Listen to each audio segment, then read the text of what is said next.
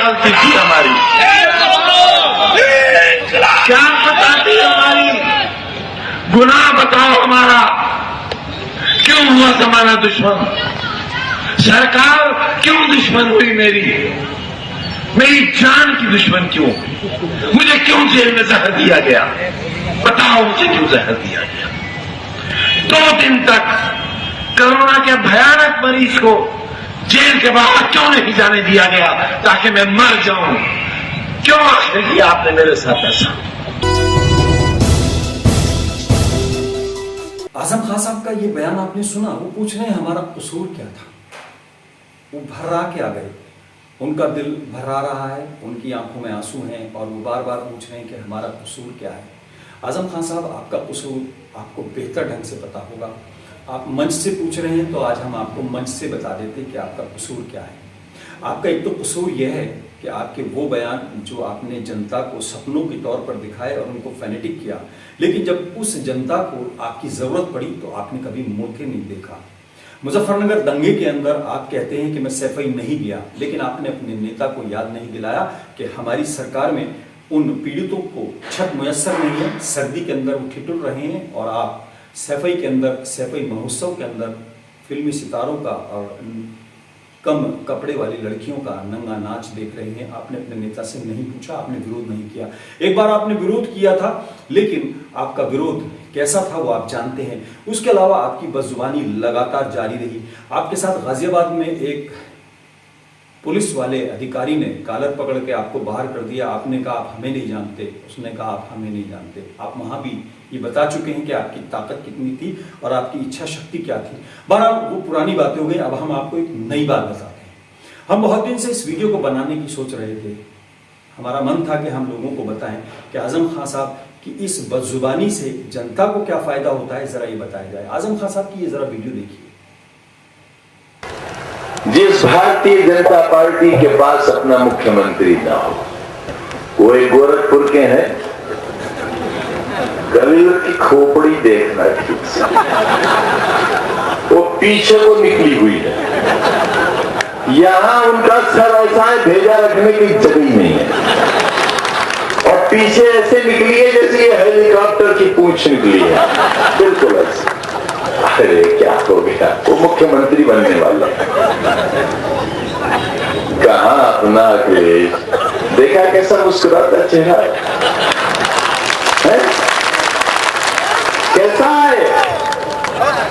उर्दू में एक लफ्ज है माशूक, माशूक चेहरा है, बहुत अदबी लफ्ज है ये, लोग इस्तेमाल गलत करते हैं। कितनी बार मैंने कहा डांटो इसे,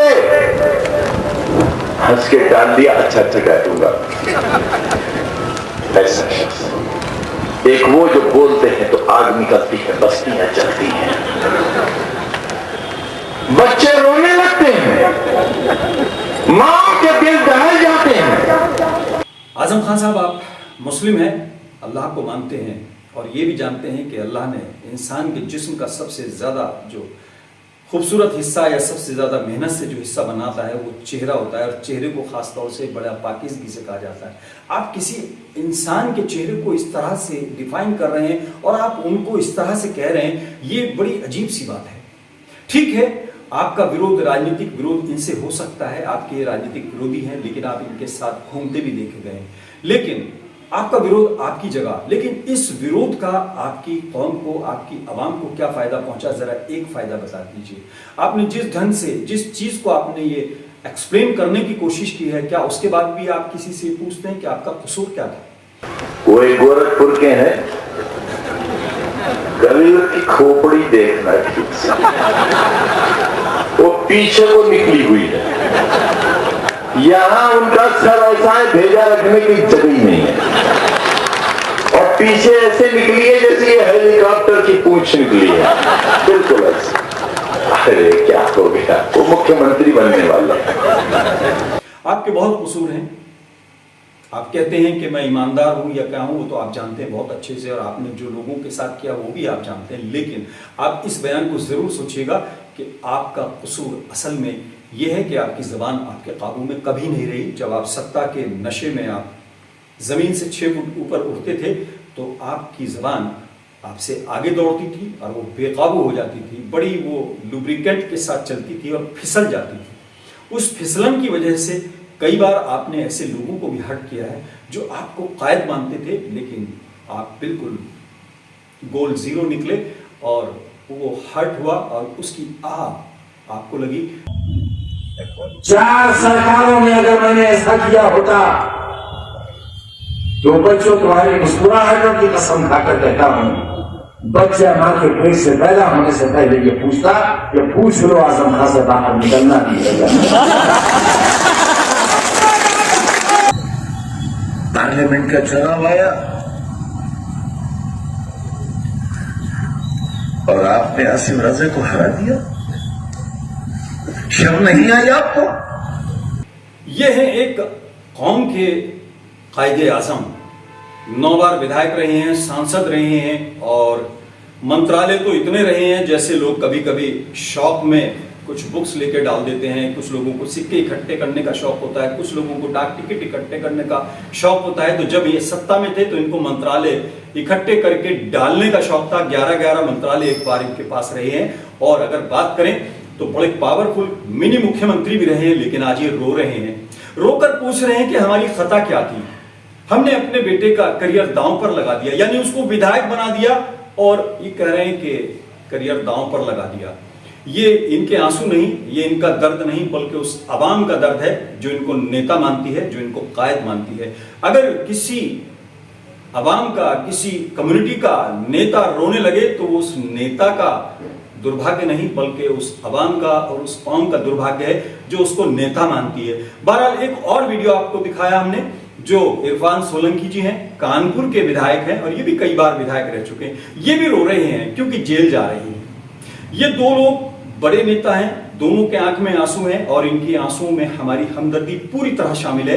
हम जितने ताकतवर हैं या जितनी हमारे अंदर बिसात है, जितनी हमारी औकात है या जितनी हमारी हैसियत है, हम पूरी तरह इनके साथ हैं। और हमको लगता है कि अगर इनके साथ जुल्म हो रहा है और अन्याय हो रहा है, कहीं इनके साथ नाइंसाफी हो रही, तो हम इनकी आवाज में आवाज उठाने को तैयार हैं। लेकिन ये वही 2 लोग हैं जो कभी किसी आंसू को देख नहीं पाए जब ये सत्ता में थे या पावर में थे, क्योंकि एक नहीं 10 एग्जाम्पल्स हैं। हम आज मुजफ्फरनगर के उन दंगा पीड़ितों की बात नहीं करेंगे जिन्होंने सर्दी की रात में ठंड में गुजारी और जिनके सिर पर छत नहीं थी, लेकिन सैफई के अंदर नंगा नाच हो रहा था, फिल्मी सितारे नाच रहे थे, कम कपड़ों में वहां पर फिल्मी कलाकार और लड़कियां नाच रही थी और इनके नेताजी वहां पर एंजॉय कर रहे थे और इनकी मुंह पर टेप लगा हुआ था। आज ये रोकर कह रहे हैं कि हमारा कसूर क्या था। कसूर आज हम ये नहीं बताएंगे कि सिर्फ मुजफ्फरनगर में खामोशी इनका कसूर था या और तमाम दंगों में इनकी खामोशी कसूर था। बेगुनाह बेकसूर लोग जेल जाते रहे, कभी इनके मुंह से कोई लफ्ज विधानसभा में या संसद में कहीं सुना हो तो जरा बता दीजिएगा। आजम खान साहब और इरफान सोलंकी साहब या और तमाम ऐसे बड़े नेता जो कि जब फंसते हैं तो उनको आंसू भी आते हैं और उनको आवाम से हमदर्दी की एक अपील भी जारी होती है और एक दर्द सामने आता है। जरा वो बताएं कि 3 मई 2011 को एक जर्नलिस्ट के खिलाफ एक नहीं 5 FIR दर्ज हुई 7 मिनट के अंदर। लेकिन जब उसने इनसे मदद मांगी और कहा कि हमारा कोई कसूर नहीं है, हमें सताया जा रहा है, तो यही आजम खान साहब कहते हैं, अरे मियाँ पुलिस जो काम करती है वो अपने तरीके से काम करती है, उसको जांच करने दीजिए और वो जांच करेगी तो सब दूध का दूध पानी का पानी हो जाएगा। आप अपने सबूत वहां रखिए और पुलिस से अपनी बात रखिए। हम क्या कर सकते हैं इस सब बात के अंदर?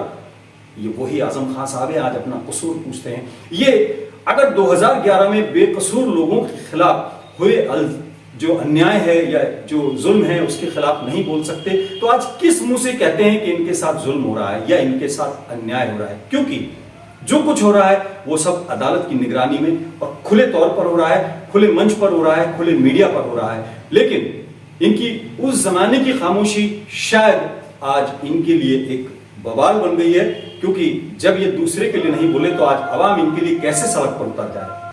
अगर आजम खान साहब आप जनता के लिए सड़क पर उतरते तो शायद जनता आज आपके लिए सड़क पर उतरती, अगर उसको लगता कि आपके साथ अन्याय हो रहा है।